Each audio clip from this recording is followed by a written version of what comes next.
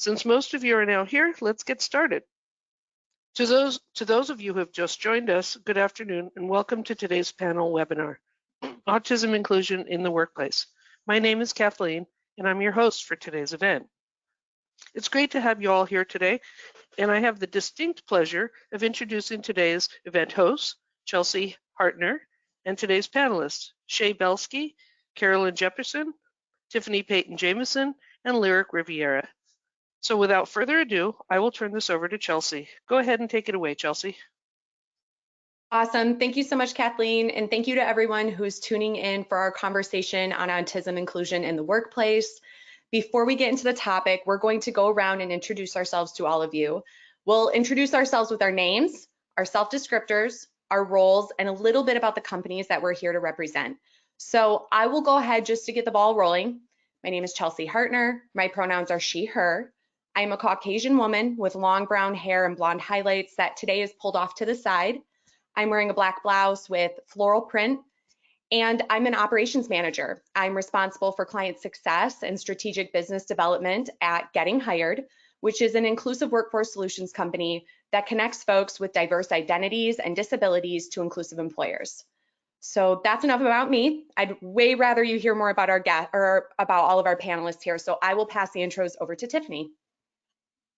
Good morning from Southern California. It's 8 a.m. here. My name is Dr. Tiffany Payton-Jameson. I am in my home office right now. I have light brown hair, brown eyes, and I am a Hispanic woman who looks very Caucasian. I am the founding person and the managing partner of an organization called Print and Flow. As an organizational psychologist, we really have seen the workplace needs to change, and that it's not about all of us changing as individuals. It's about embracing the person where they're at to create inclusive workplaces. So that's really where we focus.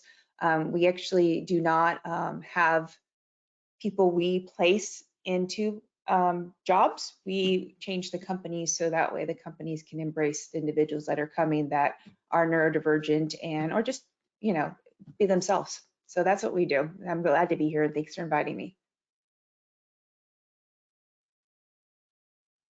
So, was I supposed to pass it on, or? Yeah, let's go ahead and just pass it on. Okay, Carolyn. Oh, you're muted, sweetie. Unmute myself. Can you all hear me? Pretty good. Yeah. Yep. Thanks for having me. My name is Carolyn Jeppsen. My pronouns are she, her, hers. I am a white female, middle-aged with brown hair. I am also in my home office. I'm located in Washington, D.C., but today I am in Vermont. I'm dressed per usual in black. Wish there was more color, but that's what we have. I am a co-founder and serve as the president of an organization called BroadFutures, and we serve young neurodivergent folks through a training, mentoring, internship program. And we support both the talent, but we also, unlike Tiffany, support employers to make sure that we are creating accessible workplaces. So we're kind of working both sides of that equation. Before working with BroadFutures, I practiced as an attorney, mostly in civil litigation. So I like to think of myself as a lifelong advocate in a variety of ways. And I'm going to pass it on to Lyric. Hi, my name is Lyric Rivera. Pronouns are they, them. I'm a light-skinned multiracial human in my mid-30s, and I have dark black hair with shaved sides, and I'm sitting here in a gray t-shirt in a dark wood panel RV office. And I am the owner and neurodiversity consultant for Neurodivergent Consulting. I help organizations that want to be more inclusive of both autistic and LGBTQIA individuals in the workplace. So much like Tiffany, I work to change the systems so that they, like a garden, are ready for new employees to come in and have a safe space to grow and be their best versions of themselves. Last cliche. Hi, thanks everybody for having me. My name is Shea Belsky. I am a Caucasian male in his mid-20s wearing a tie-dye long sleeve shirt with brown hair pulled off to the side. I'm also in my home office with a Mets poster behind me. It's a yellowish room. And I am the Chief Technology Officer at Mentra. Mentra is building a hiring platform for neurodivergent job seekers to get connected with employers who value their strengths and skills. We have a platform also for employers themselves to get connected with that neurodivergent talent and really understand how to make the most of them, and also offering services for service providers and people who operate on behalf of job seekers so to help them get jobs too. And that is Mentra, and that is me. Awesome. Well, thank you so much to all of our panelists. We have a lot to get through, and we want to ensure that we have plenty of time for Q&A at the end today. So to ensure I can give our panelists my full attention, any questions that comes through the chat will be stored until the end of the discussion. So we are going to dive right into it so we make sure that we have time for that Q&A at the end. Now, can each of you walk our audience through why autism inclusion in the workplace is important for organizations? And just to help keep this streamlined and to kind of keep the same rotation going, we'll go ahead and start with Dr. Tiffany again. Hi. So I first started my organization when I found out about the 85% unemployment rate. As somebody who's worked a lot with autistic people, including my son, I was appalled. But as the more I got into the research and the practice of this, 20% right now, we're estimating the world is neurodivergent. We're everywhere. I mean, we are everywhere. And what it comes down to is we have such habits, such organizational norms we have set up that we're so blind to changing them. And right now, it's important that we go through and make people more aware of these habits and biases and things that we're okay with, and we just allow our organizations to go through. So that's why I think it's most important, because it's everybody's intersectionality, all our diversities need to be embraced. And I think autism is a wonderful lens, a very visual, to look at the world through, because it's communicating differently, potentially processing differently, those things, but they're not bad things, and that's the problem. It's just different. But when everybody starts using these tools and kind of, I guess you could say, communicating better to work with an autistic individual, you work better with everybody.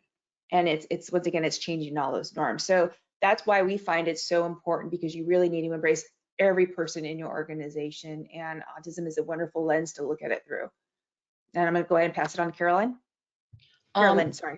All that and all that, I came to this work through advocacy at the educational level, right? Making sure neurodivergent folks have access to equitable access to education. And then this came to me because we graduate high school and our disabilities don't go away, but the supports do and the opportunities often do. And so there's this huge chasm.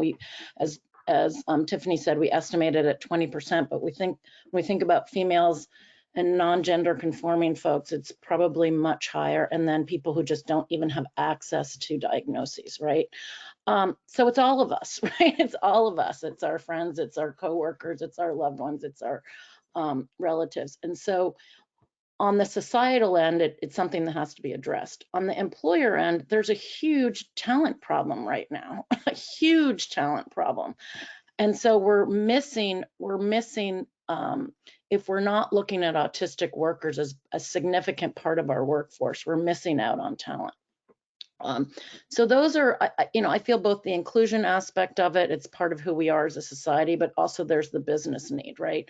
Businesses need it and workers are ready to work. And so we just have to do things like we're doing today and talk about it. We know employers are looking for this talent. We know this talent is looking for the job. So what can we do to make these two things happen?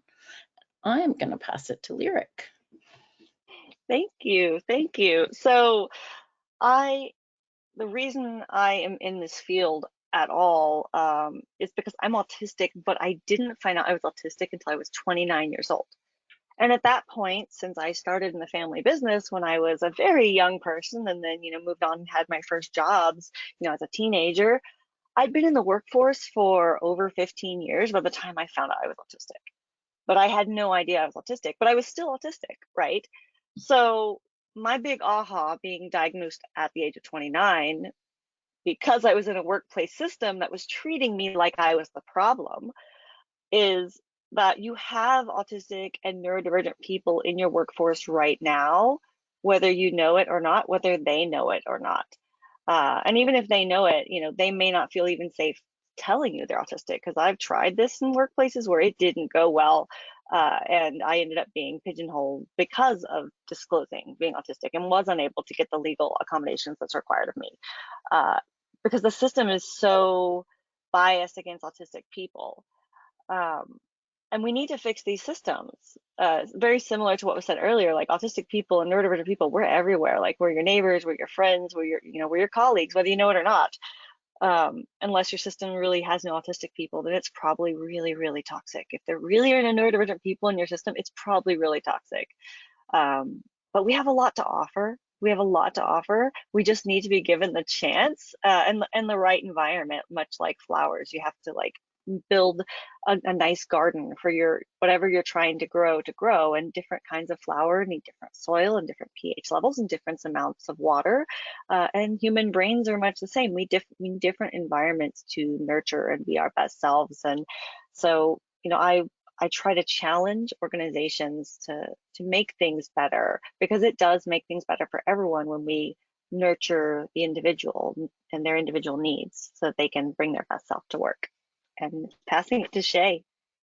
Absolutely. I want to reaffirm what everybody else has already said. I am also an autistic self-advocate. I actually was diagnosed at a pretty young age, at around 2 or 3 years old. So my perspective is similar to Lyric, but a little bit different, where I had what I consider to be a luxury of having a diagnosis very early. And I recognize that that is a privilege to have had the diagnosis from such an early point. And what that meant was that I had the option of telling my employers I am autistic or choosing not to say anything. And either dealing with the burnout from not saying anything or dealing with possible discrimination in the event that I did. And all that is to say, when thinking about autistic people in the workplace and saying, oh, we don't have any autistic people who work here, you're very wrong when assuming that you don't have autistic people who are in your workplace at the moment. It's a big part of inclusion is understanding not just how do you hire autistic people to give them opportunities that they need and deserve, but also how do you support people who are already at their workplace, who are maybe just barely scraping by, who are at the risk of burning out, risk of leaving, or something terrible happening because they don't get the support that they need. So inclusion isn't just hiring people to make yourself feel good or look good, but it's also supporting people who are already there. I love that. And I feel like the resounding theme is nurturing that individual. Like Lyric had mentioned earlier, like every single person needs something unique, and autism inclusion really does help exhibit that, and in that intersectional component of D, E, and I, right? So thank you so much. That beautifully well said. Thank you again for just sharing the why behind autism inclusion is important. And Lyric and Shea, thank you as well, specifically for sharing your individual experiences. It's really, thank you. Thank you for entrusting all of us to hear those experiences. Now, Tiffany and Carolyn, from your lens and expertise, can you share some strategies on how you may help other companies implement and promote autism inclusion? And can you also share any outcomes or positive impacts from those strategies that you may have seen?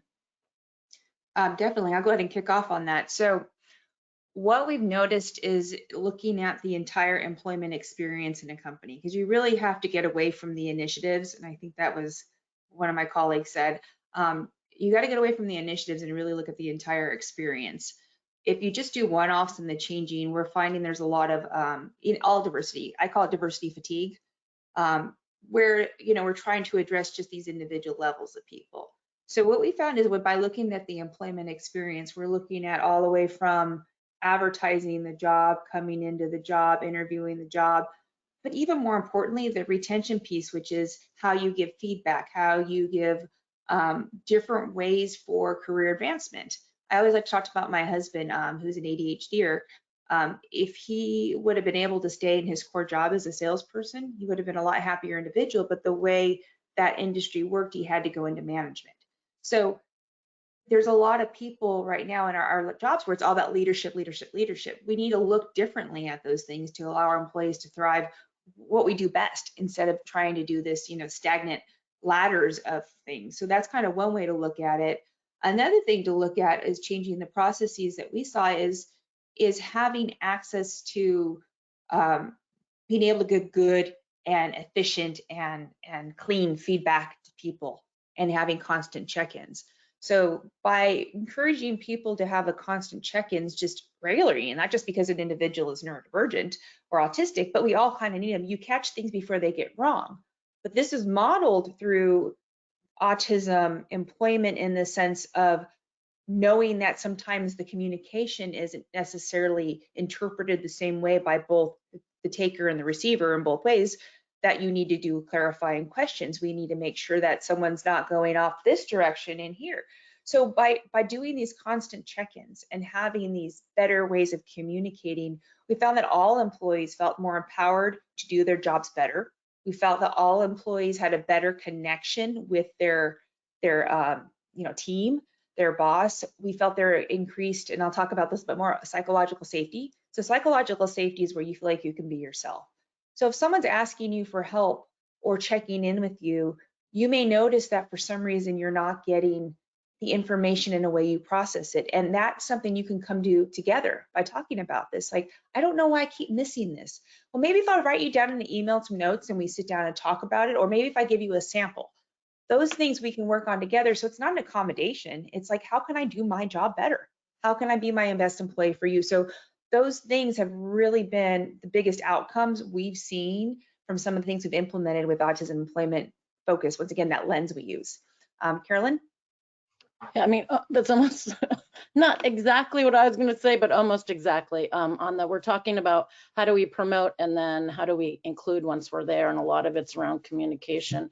The promote piece of it, I just want to touch on a little bit, because if we think about it, this is where our talent first sees us, right? And so if we do have a one-off program that's hard to find, it's not on the website, we don't see people like ourselves, we don't see self-advocates that are loud and proud on our website or on our marketing materials, we're not going to be as interested in the company. I'm just being honest. If we then have a application and interview process that is not accessible, that's also going to be a barrier. So I think we have to start at the very beginning. I'm a big believer that if we actually make that process accessible, we're not going to miss out on talent.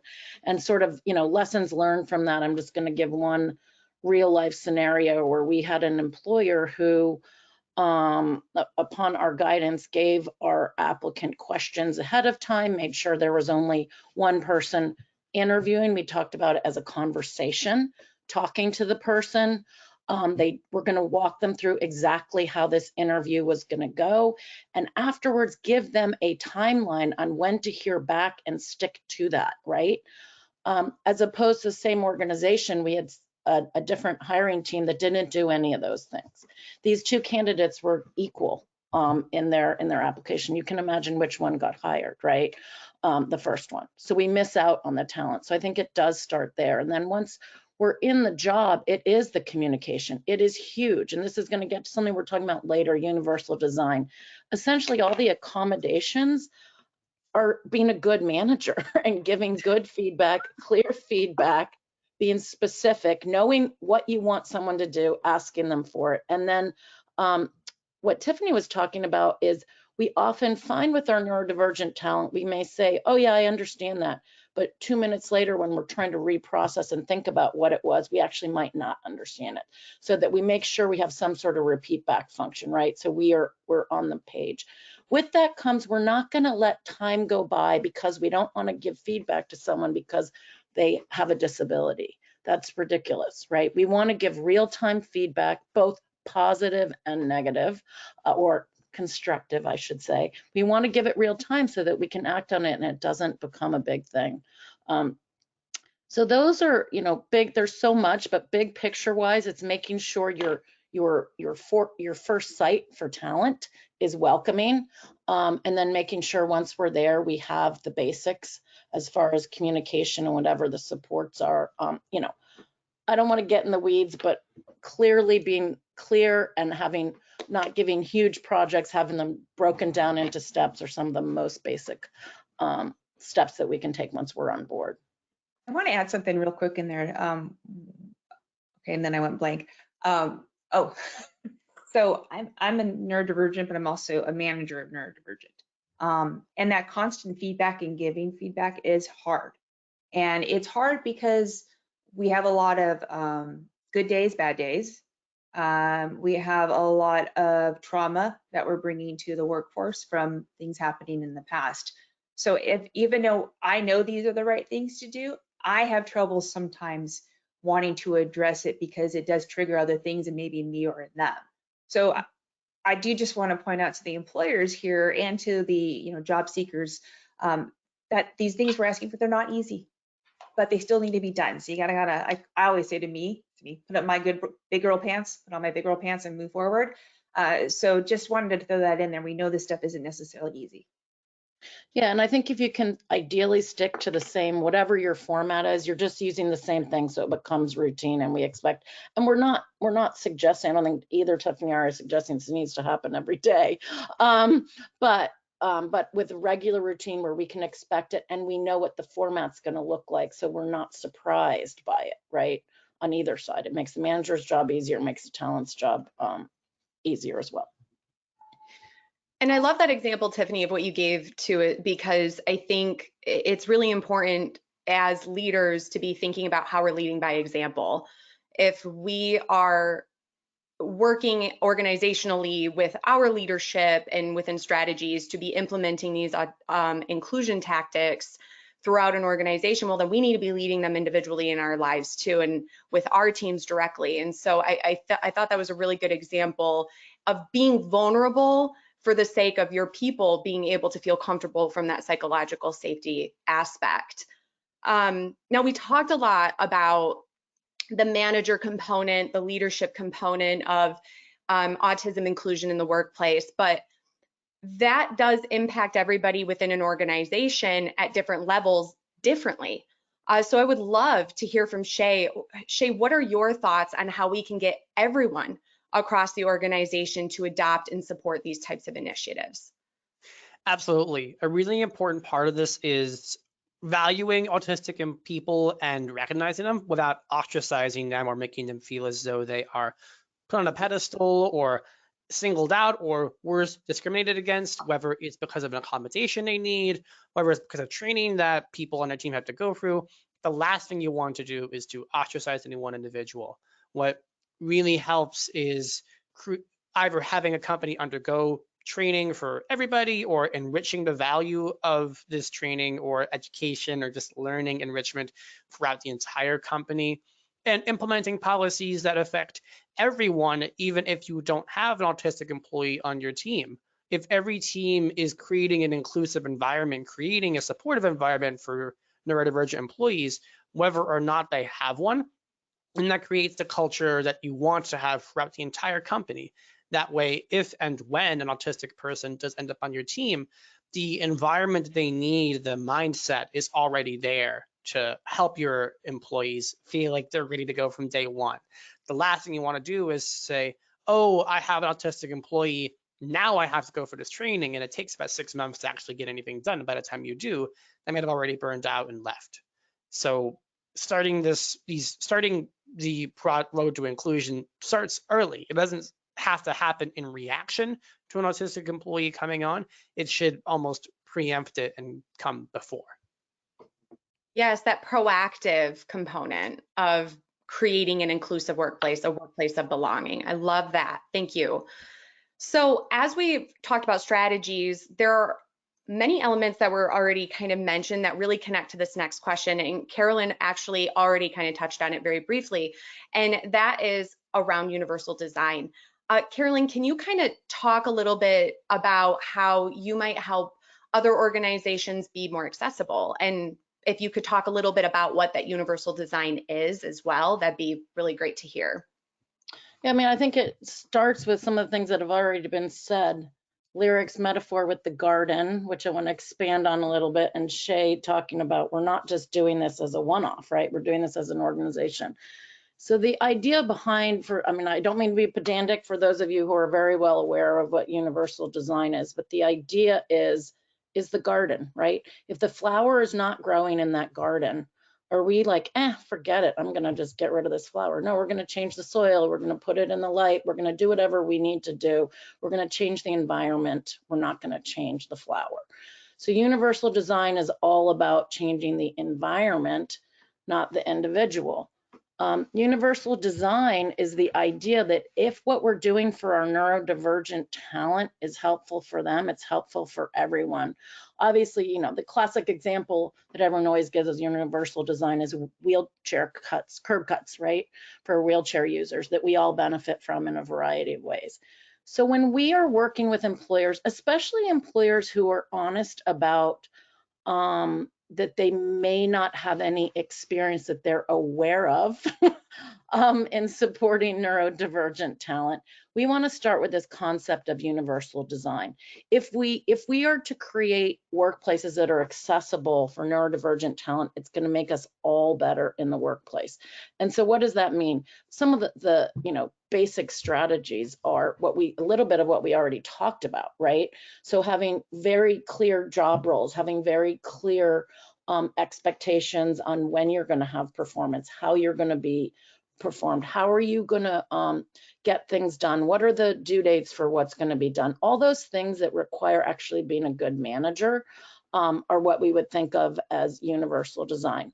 Also, what does inclusion look like, right? We want to be inclusive of everyone. So we are not just a neurodivergent person, we're also a neurodivergent LGBTQ and person of color, right? And so I think that if we can create those environments where we're not just doing it for this initiative, we're not just doing it for this one person, we're doing it for the culture, is the basis of everything we're doing when we're walking in and talking to employers. And then what we find is good employers are already doing a lot of this stuff themselves, right? They're already doing this. We just have to possibly shift how we're doing some of it to make sure that we're doing it well. The idea of, I just want to touch on this this piece that we were talking about before. The idea that we want to provide environments real time that provide feedback real time is I'm just going to say that to me is one of the most important parts of this universal design piece of it. Because what we find is when things don't work is when miscommunication happens. There's a misunderstanding for a variety of reasons on both sides of the equation, and then it starts to go south, right? So I'm just using that as an example of what would probably be one of the most important pieces. And then what I said earlier, making sure all your pieces along the way are accessible for everyone, right? That's part of universal design. Thank you. And I think, Lyric, you also have some examples of customizing one's environment in the workplace. Can you talk a little bit more about that too? Yeah, so the communication is a big thing, especially for autistic people, but then there's also other considerations for autistic and other neurodivergent brains. Autistic people, we have a lot of sensory things. So, you know, for me, I need to be able to work remotely or work in a quiet space on my own, but that's not just an autistic thing. Thinking about universal design, even people like, and even like some, like for example, some neurodivergent people like ADHDers sometimes need that chaos and background noise that I can't focus with because I can't tune it out. Like one of my best friends is ADHD autistic, but she actually like needs more of that to like as like a sensory stimuli, but that's too much stimuli for me. So like it's important to think about even people with the same, you know, diagnosis can have very different needs, but then also looking at it outside of autism or neurodivergence in general, your performers who love to work in this open office with all the chaos and all their coworkers around them making noise all the time and love and thrive in that are at times gonna need places to go quietly focus on work and not be distracted. Like everyone's gonna need quiet time to complete something. Maybe they're up against a deadline, maybe they're stressed out, you know, maybe it's something they don't know how to do, you know, and so there are situations where these things, you know, can benefit everyone, not just your neurodivergent people. Having places where people can work quietly, having places where people can escape and take a quiet break, having a culture where, you know, if some people are more efficient working in like little spurts and then taking breaks between and letting people pace themselves, because that's something else for me, letting me adapt my own schedule, because, you know, depending on what I'm doing, because the tasks I'm doing are sometimes more difficult for me, even if they're simple for other people. when I'm doing something that's harder for me, just like any other human, it takes more energy, more mental energy, and I get worn down faster, and it takes me longer because I'm not proficient at a skill, versus doing something I'm proficient at is sometimes energizing. I can sometimes do it for 12 hours straight and not run out of energy. And if I'm in my niche, I'm doing really well. But sometimes we have to do stuff that's not really that skilled to us. That's work, you know. Sometimes you have to, but so letting me like kind of be able to pace my schedule around those things. Like after I do something that's really draining and tedious, even if it's easy for you, I might need to take a break, you know, because I'm done, mentally done. And so like letting people flex their schedules and things like that. And see, a good example of this real time during the pandemic is, you know, that organization that I've mentioned. I don't know if I mentioned I worked for a consulting firm. And they let us all work remote eventually, but I was the first remote employee. And they hadn't had anybody remote before that. And at this company, when I said, hey, this is something I need as an accommodation, instead of saying, this isn't how we do things, which is something you get a lot when you're trying to bend an environment that wasn't built for your needs, this company took the stance, okay, I don't know how this works. Tell me how to make it work. Mhm. And I had plenty of ideas because I had, you know, worked part-time remotely before and it had been really well for me. So I just kind of told them exactly how we could do it. And eventually the whole team was remote because it worked so well for everyone. And during COVID, when nobody was allowed to work face-to-face with anyone anymore, that fall before, we had just closed our physical office. And so we knew, because of accommodating, you know, one employee, how to work remotely.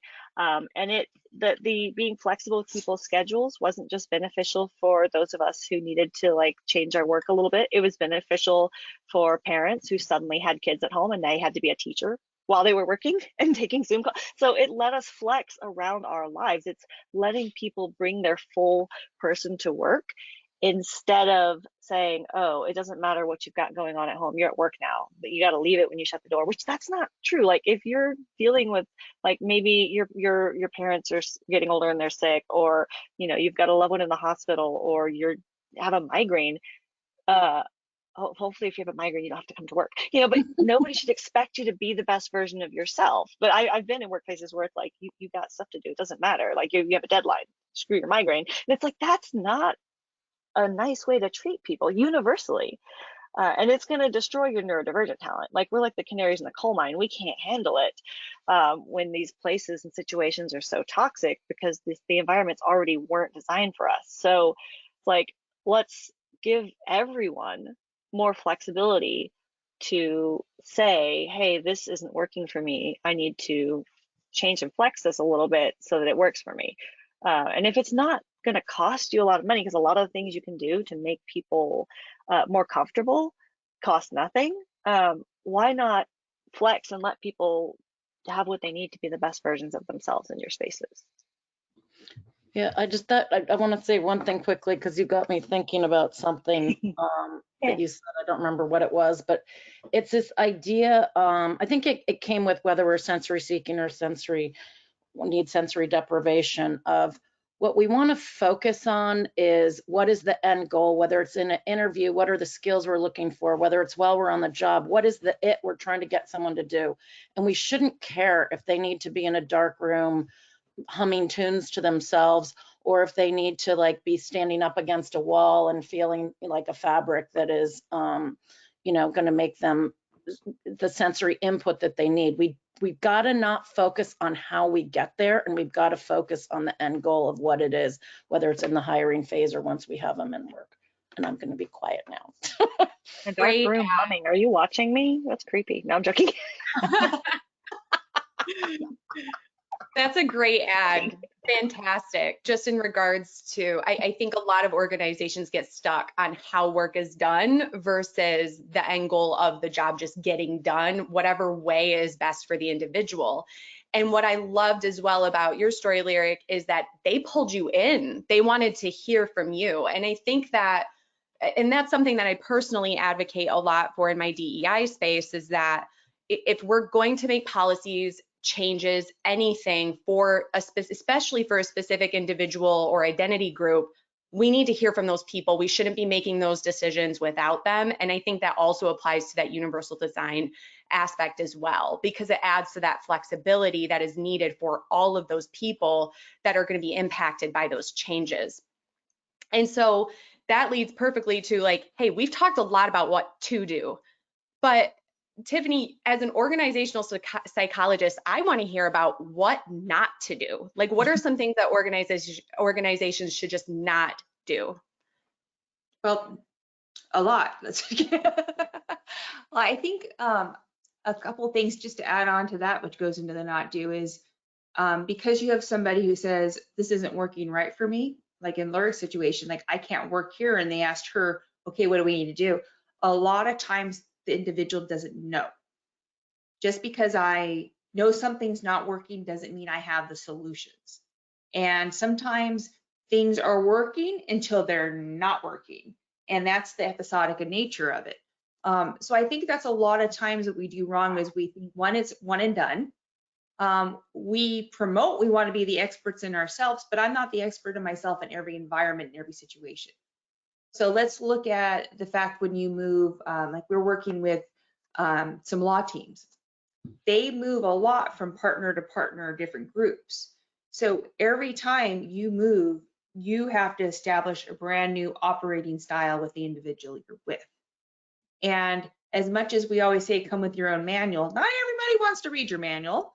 And also, does your manual now need to be changed because that way that person works best themselves or manages best, or you're working with the external client? Like, those all things come into play. So what I think organizations do wrong is they're not agile.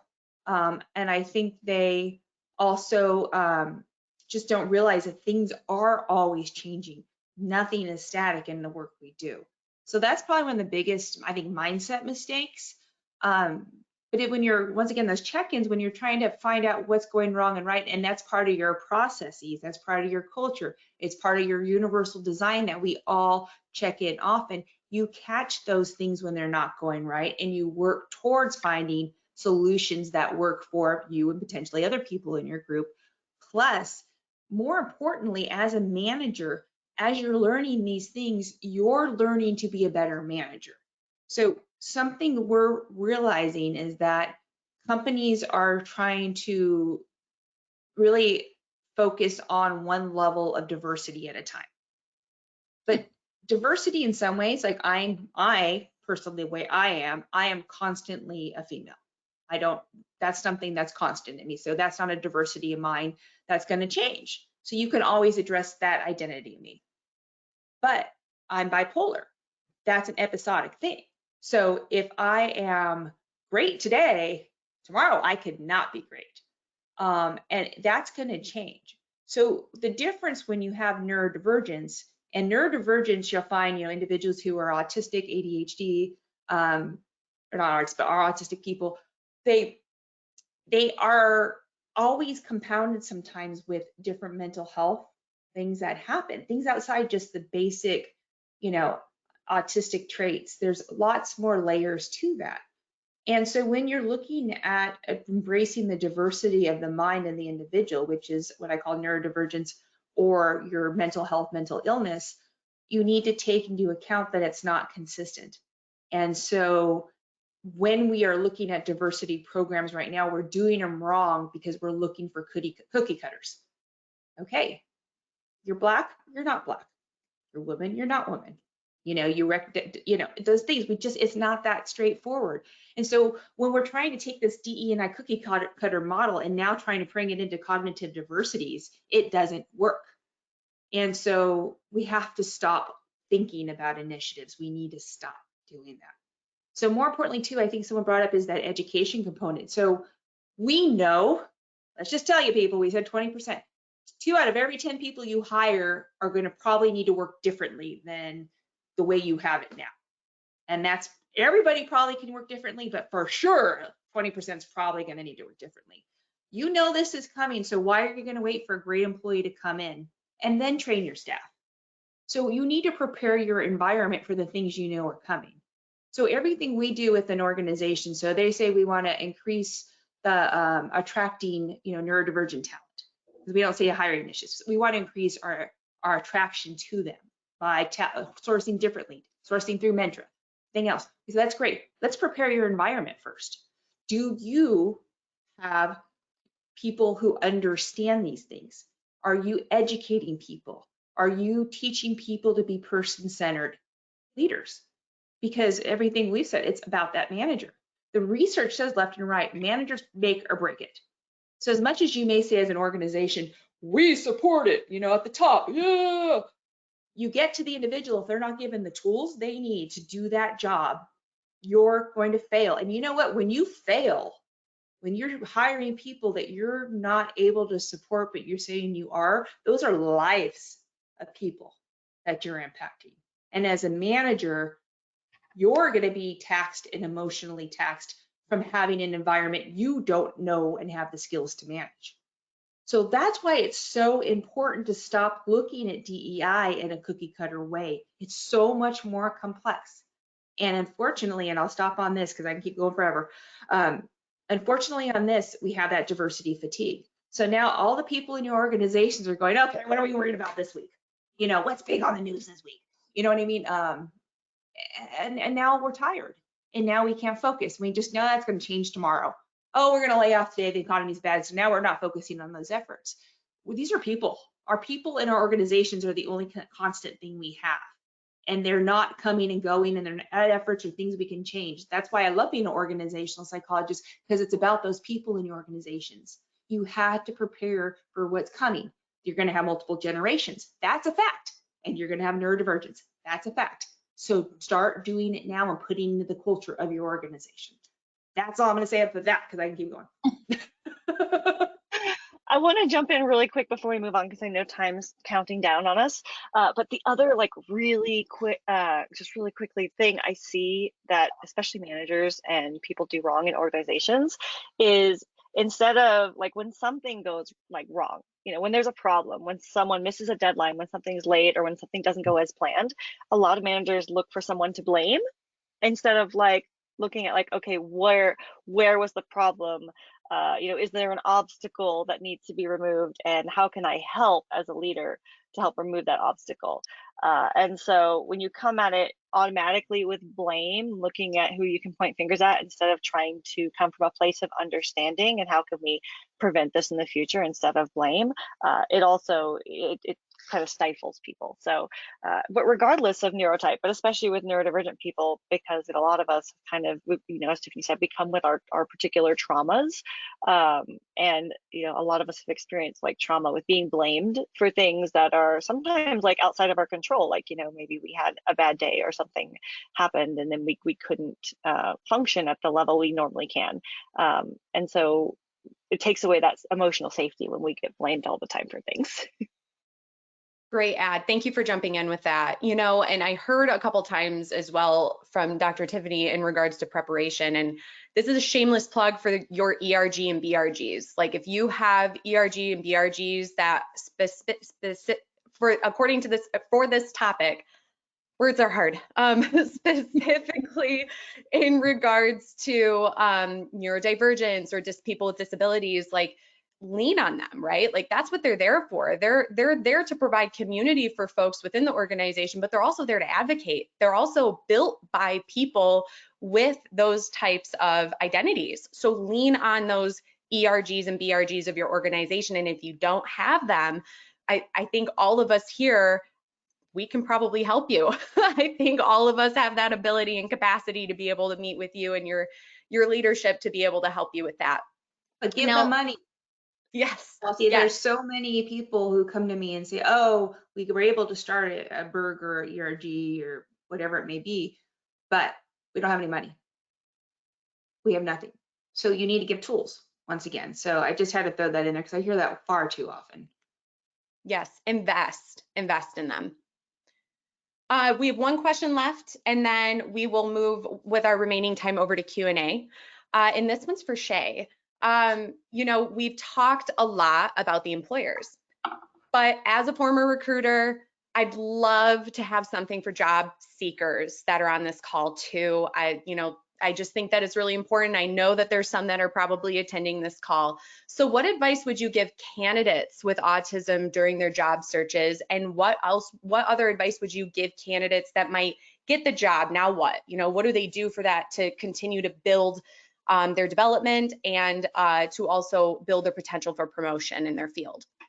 Sure. So in terms of the job search itself, something that I believe in pretty strongly, and this may be a hot take or a spicy take, but I do believe that disclosing or describing your neurodiversity pretty early on works for your advantage during the interview process, because either the company is going to want to work with you to make something happen, or they're ableist and they don't like you, and at that point you know to back away anyway. So really my most important advice is, where appropriate, to talk about your being neurodivergent to your recruiters. You can get the support you need as early as possible, so it is context for them, and the right company will be able to support you and get you what you need to be successful and help you for the interview for your first 90 days and get you to where you have to go. And a bad company will fumble completely, and then you know that is not the place for you. So it only works to your advantage to know either this is a good fit for me or it's not a good fit for me. And when it comes to you land a job, then what? Being able to advocate for yourself to management is a really important deal. I think we live in a world where there's not a whole lot of neurodivergent leaders out there. I myself don't know that many people who are autistic and are leaders. Speaking about the ERGs for a second, another way to really amplify the impact of an ERG or BRG is to have the leaders of those organizations, those communities, be the people they represent, be it an autistic person, a disabled person, whoever it is, and really helping put them at the top, because that really opens up so much opportunity for folks underneath to see, wow, here's this leader, this important decision maker who is out and open about their neurodiversity, about disability, whatever it is. I want to be open and talk about my neurodiversity just like them. And so to answer the question, it's advocating for yourself, understanding what the career path in your company looks like, and working with your manager to ensure that that career path is still open to you and not closed off to you because of neurodiversity, as it should not be, but really just having that open transparency with your manager to say, this is where I want to go. How are we going to get there? Go ahead, Lyric. I think you had additional Yeah, insight. I wanted to chime in too on that real quick. From personal experience disclosing, there is a sweet spot to when you are disclosing in the interview process. Unfortunately, especially with being autistic and different forms of neurodivergence, there are a lot of stigmas and stereotypes about some of these different brain types that we can have. And so I've found that I've tried it. Like, I did a social experiment when I was looking for work before I decided to just do consulting full time, where I had a resume that got every single callback. Previously, I just changed it by putting a little actually autistic sticker on it and sent it out, and I got, after like 60 to 70 applications, not a single callback. Yeah, so the sweet spot is disclosing after they've met you, after they've spoken to you, and after they see you as a person, because otherwise they might see you as a stereotype first if they don't know, which is sad. And I used to be like, tell everybody, anybody who has a problem with it doesn't deserve you. And I still agree with that. But like for me, even like the job I had that was very accommodating and was willing to shape their environment for me, they did know me first because we both sat on the board of a specific autism charity together. So they knew who I was, and they knew a little bit more about autism because of that too, which is good too. But that could also depend on what kinds of positions and what field you're in. Some fields are going to be naturally more neuro-inclusive. A lot of the technology, engineering, and like artistic creative fields are going to be more inclusive because they are more aware of like what their main producers are. It's the creative folks, and a lot of us are very creative. But like certain fields, like I was like applying in other like similar roles to VP and executive level roles, very different career field you're looking in. So I would definitely say disclose, but I would let them have met you first, and they've seen you, they've spoken to you at least, so they have a person they can tie that to, so you're not just a stereotype to them. That's great too, because that actually destigmatizes, right? Because now you're debunking a stereotype that they might have on that diagnosis. Great, thank you, Shea and Lyric, thank you. We have a little bit of time left. With that being said, I am going to we're gonna go ahead and move into the Q&A portion. So Kat, I know you've been helping just to kind of funnel those Q&A questions. Do you mind starting by reading the first question for our panelists to answer? And, Absolutely. sorry, and panelists, just jump in. If you hear something you want to add, just jump right in. Perfect. So I want to thank everyone. As a reminder, you could submit your questions through the questions pane in the control panel. Because time is limited, we may not get through all your questions, but they will be addressed after the event by email. So I'm going to start with a lot of accolades. This was a great topic. As you can see how much time we have left for Q&A. Everyone loves your experience and appreciates you. So I'm going to start with that. So first question, I'm a high school teacher. My administrators know I have autism and ADHD. The cognitive overload is literally killing me. How should I help my administrators understand how I feel and how they can make our school more accessible and positive as a workplace for neurodivergent teachers? We work a lot with school districts in general for the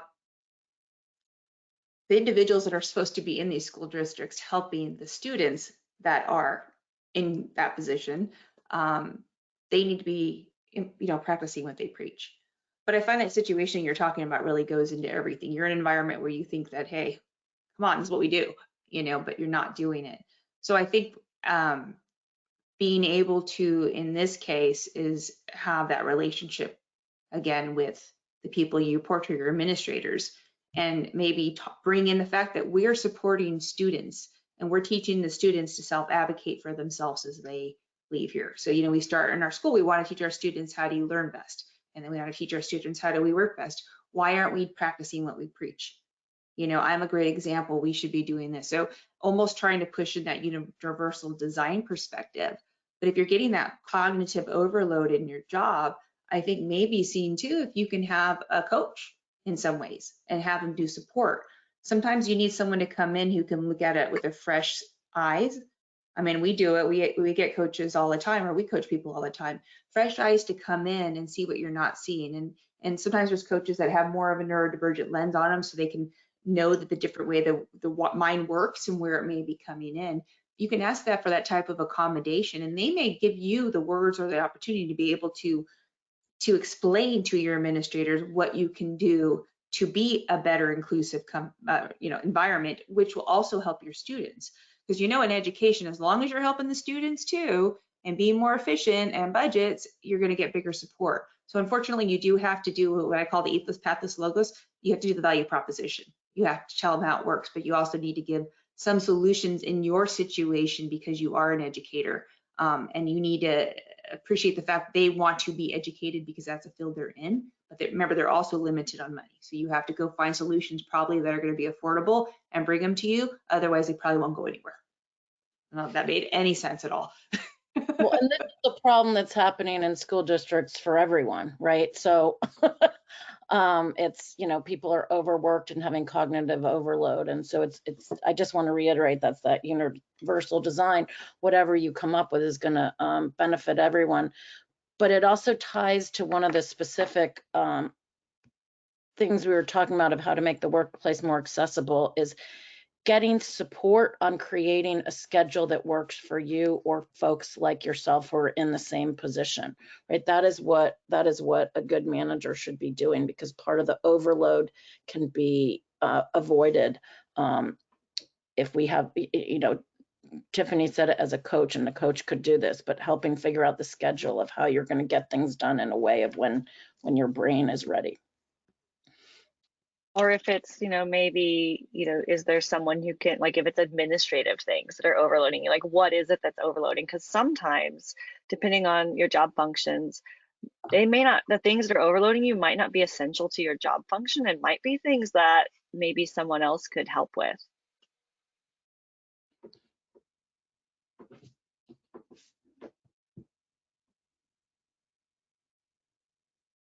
Great. I think we have time for one more question. Okay, perfect. The idea that neurodivergent and autistic professionals may face challenges in traditional leadership positions doesn't necessarily mean they aren't a good match for leadership roles.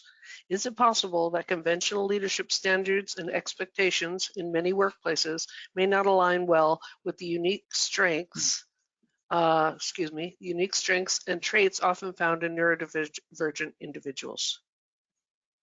I think the just really quick, the leadership styles where you're not a servant leader really don't do well for neurodivergent brains. My last role before I decided to stay on my own forever, and I don't know if I'll ever go in-house anywhere again, was at hi doggo, was that I was the VP of marketing for an organization. So I had people that reported to me. But you know, having my neurodivergent leadership style be respected and embraced actually really contributed to a healthier, happier team, because I, you know, communicate in these ways that are more universally inclusive, because I'm used to adapting my communication to other people's communication styles and not having people stretch to meet me. So it sets a different standard. I think what we need is more neurodivergent leaders to be open with the fact that they're neurodivergent, because I think neurodivergent leaders are already out there now, and autistic leaders are out there now. They just may not know they're autistic, because maybe they're leaning into their skills really well and they're avoiding their weaknesses, because as a leader you can kind of find other team members to kind of do the things that aren't your wheelhouse. You know, so we need people to kind of say, hey, I am a neurodivergent leader, so people can see how we actually are already impacting their organizations, whether you realize we are or not. Wanted to jump into is I just actually put a paper in yesterday.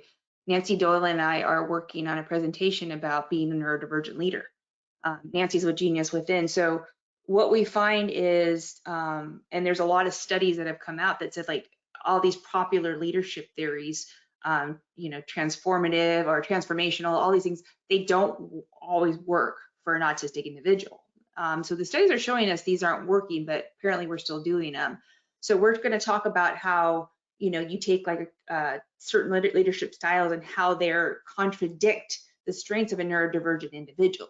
So this gets to another issue I'm working with Tim Bogus at Vanderbilt and Jennifer Spohr at La Trobe in Australia, is the business schools. So we're making leaders that are not inclusive. We're not teaching our leaders that are coming out. So, you know, what people are coming out of these business schools don't have the skills to be a neurodivergent leader or a leader to neurodivergent.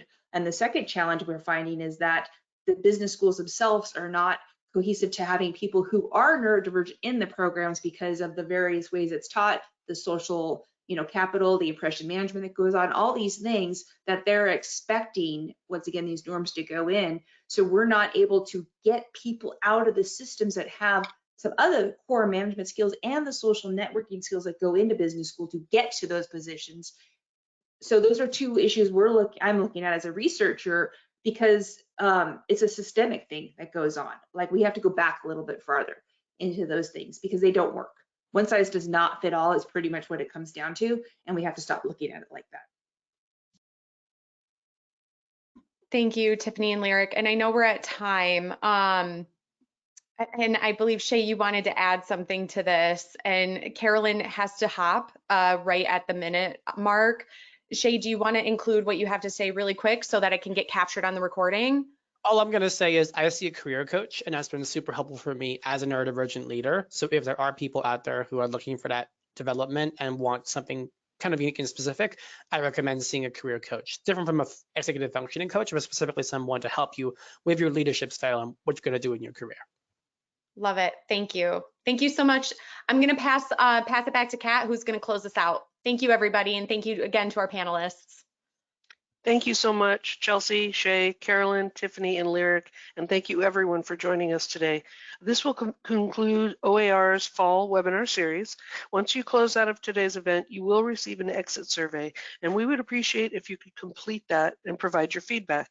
Everyone will also receive a follow-up email today with their certificate of attendance. So on behalf of the Organization for Autism Research, thank you for joining us and have a great rest of your day.